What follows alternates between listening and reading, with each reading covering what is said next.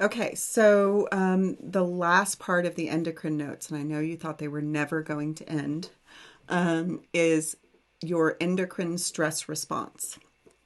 So, what I want to look at here is the effect of stress on your hormones. And of course, hormones will have an effect on many, many places in the body because they get dumped into the bloodstream. So, this is often called the general adaptation syndrome, which doesn't make any more sense to me than it does to you. But that is another phrase that means the endocrine stress response. There is an animation in interactive physiology, and I think it'll work if you click on it there. If not, then you may have to have access to interactive physiology.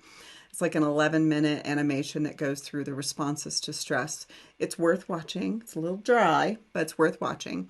But I want to go through what's happening here. So with the stress response, first off, I want you to understand that it starts out nervous, but it can end up endocrine. And when it ends up endocrine, it can affect a whole bunch of places in your body.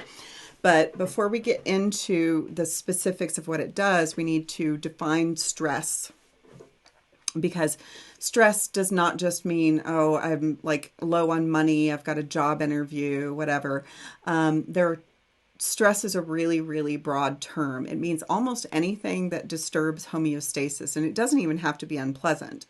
So, heat, cold, infection, injury, strong emotion, both positive and negative, will disturb your homeostasis.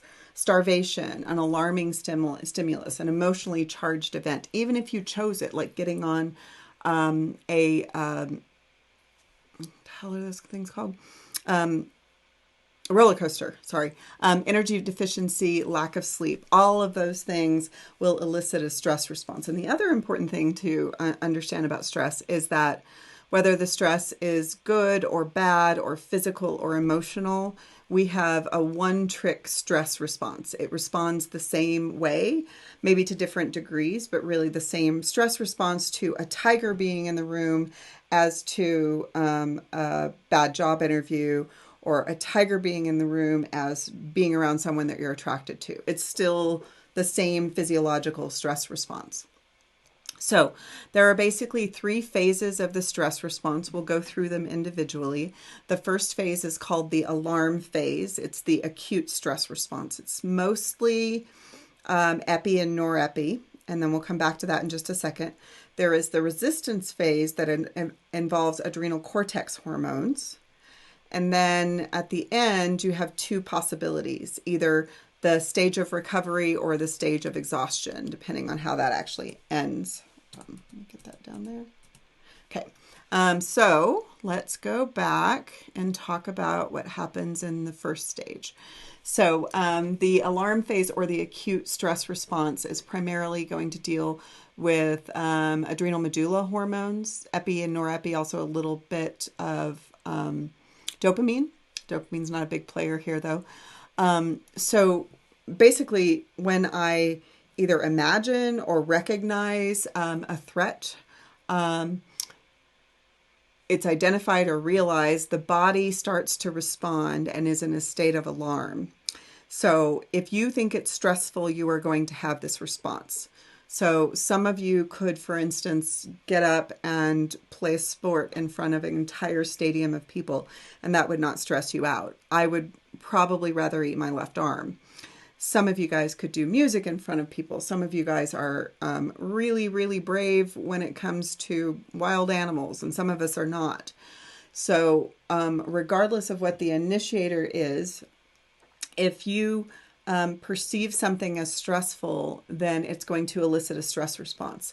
This is one of the interesting things, that the perception of stress can actually be changed with lots of possible ways, but cognitive behavioral therapy, talk therapy, can sometimes do that. If I'm terrified of spiders and I get to talk through why I'm terrified of spiders, and then maybe have a different experience, then maybe this perception of stress will not elicit the stress response, which can help to reduce the anxiety in some people. I'm not saying that's the answer for everyone. Okay, so what happens in that situation? Your sympathetic neurons will send an impulse to the adrenal medulla, and the adrenal medulla will dump epi and norepi into the bloodstream. Now, epi and norepi were already behaving as neurotransmitters, But once you dump them into the bloodstream, they can do all of the normal neurotransmitter-like activity, plus they can go more places. So epinephrine will travel through the bloodstream, and it's going to go to the typical fight or flight targets. So it's going to cause bronchial dilation. It's going to increase your heart rate. It's going to send less blood to your GI tract. All of those kinds of things are going to happen. But in addition, and this is important, because it's now dumped into the bloodstream as a hormone, it will also have metabolic effects, and the effects are going to be longer lasting. So it's going to go to adipose and cause lipolysis. It's going to mobilize nutrients into the bloodstream. It's going to go to the liver and cause glycogenolysis. It's going to go to the skeletal muscle and cause glycogenolysis. And then it's going to increase the activity, the metabolism of the skeletal muscle. So the net result of this endocrine alarm phase response with epi and norepi is I get more muscle tone, I get more blood pressure, I get some vasoconstriction, I get an increased heart rate, I'm dumping nutrients into the bloodstream. Ideally, what this does is helps us cope with the tiger that's in the room, or the perception of the tiger that's in the room. So it's helping the body potentially cope with the emergency. And so what happens when the stress is removed? So the tiger goes away, or you figure out it was a dude in a tiger suit. Then what happens is the sympathetic nervous system quits firing, and then epinephrine is no longer released. So it's neural regulation, nervous system turns it on, nervous system turns it off. So now let's talk about whether that acute stress is negative. Is that bad? Well, it depends. If you're running from a lion, your blood pressure should go up because it takes higher blood pressure to get away from a lion. But you're not suffering from hypertension, you're saving your life. But repeatedly doing this can actually end up causing damage to your blood vessels from increasing the pressure and decreasing it, increasing the pressure and decreasing it. It can also sort of use up your nutrient storage. You'll have inadequate glycogen storage, for instance. So a repeated activation of the sympathetic nervous system over and over again can have some long-term negative effects. What about people who choose careers in which this is very, very likely? Well, first, regular physical exertion can actually clean out your blood vessels and lower your blood pressure, and that's great. So there are some beneficial effects to exercise. So if you have a really stressful sympathetic nervous system job, like you're a firefighter, for instance, keeping in good physical shape is not just important for fighting the fire, it's also important for your homeostasis when you're not fighting the fire. In addition, please do remember that people who do those kinds of jobs are trained to know exactly what to do in that kind of job, and their perception of the stress of something being on fire is not like my perception of the stress of something being on fire. So you can modify the perception of stress so that the nervous system and endocrine system response is not more than you need it to be, and it's a quick on and it's a quick off.